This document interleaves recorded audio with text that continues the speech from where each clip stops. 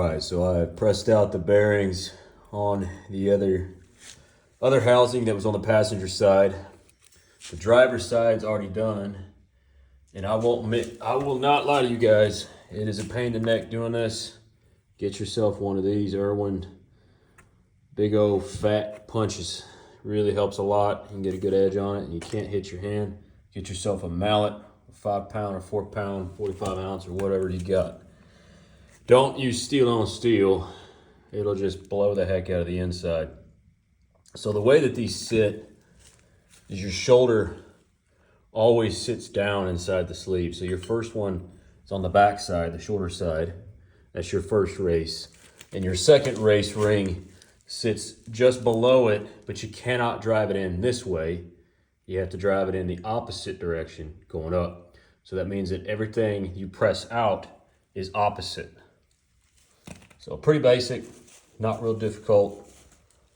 So I've just been coming around this edge and grabbing it just right there. Pop it a few times here, pop it a few times there, a few times there, a few times there. I think it took about 40 something hits all the way around to get it out. Now, some of you might be sitting here like, hey, why don't you got a press for this? Well, to be honest, I tried finding something that was equivalent in size, and this just doesn't fit right. So I'm sure they make kits for this, but I do not have one. So, and I'm pretty sure the previous owner did the same thing.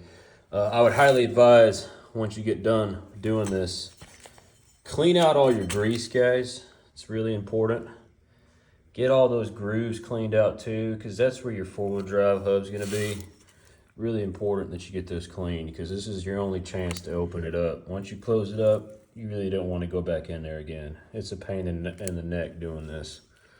So, like I said, this inner ring will press out backwards, so we're looking at it from the inside of the housing as if you were looking at it from street view.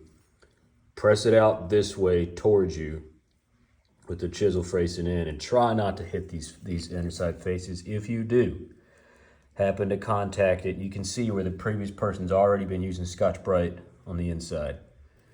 I use a lot of PB Blaster when I'm done with this, just to clean out all that crappy grease.